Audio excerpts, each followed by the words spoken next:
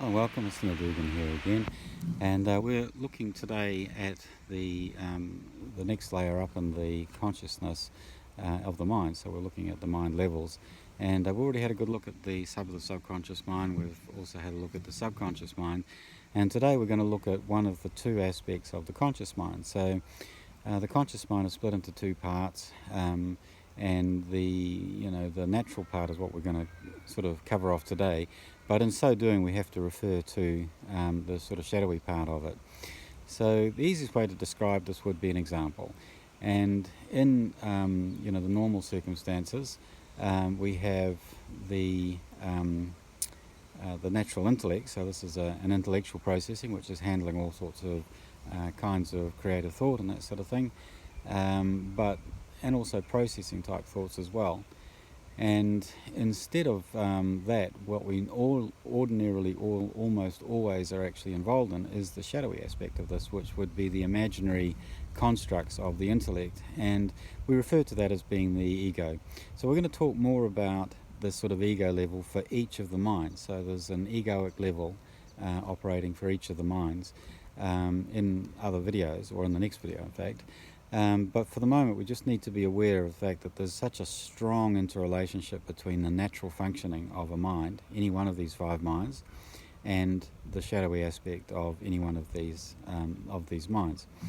So if we're looking at that example of the naturally occurring thoughts, or the thought processes, or the processing of any one of these minds, then there's all kinds of things which are completely natural. And if we are on a self-development journey, or if we are in therapy, what we're trying to achieve is a migration out of the shadowy aspects into these more natural aspects. So an example would be to do with the sex center, which is the mind associated with the pelvic brain. Now the sex center is tremendously involved in all kinds of matters of communication. So anything to do with setting up groups or making relationships with people, how you're getting on with people that you meet in the street or at the supermarket or at work. The extent of these interrelationships that the sex centre is actually managing is tremendous. And you can quite understand that there are very natural functionings going on there, which are the urge to actually form communities, the urge to cooperate and collaborate, and certainly to communicate with other people. All of those things are natural functioning of this mind, the actual conscious level of the sex centre.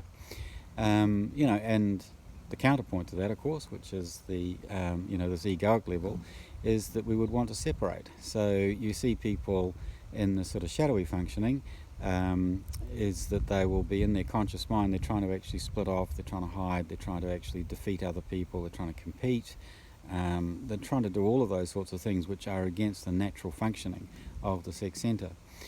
So the as I say, like the five minds, there's the intellect, there's the emotional centre, so the intellectual centre, the emotional centre, the instinctive centre, the sex centre, and the moving centre. And the moving centre in its natural functioning is all about how we're actually processing things so that we can actually get about our lives, so the taking of actions really. The emotional centre is all about handling all of the experiences that we have to do with the emotions, but also linking in with these other centres. So obviously one centre always links in with all of the others as well, and we can see many examples with all of that. So the conscious mind, the natural of the conscious mind, which is what we're talking about in this video, we have two frequencies for it with the coherence device, along with every one of these other aspects, and it has a yin and a yang aspect for each one of these minds as well, so depending on whether it's sex centre or moving centre or intellectual centre, for example. So the purpose of working with all of these things is to be able to actually get balance and harmony. And the balance and harmony that we're looking for more than anything is actually this balance and harmony in the natural minds.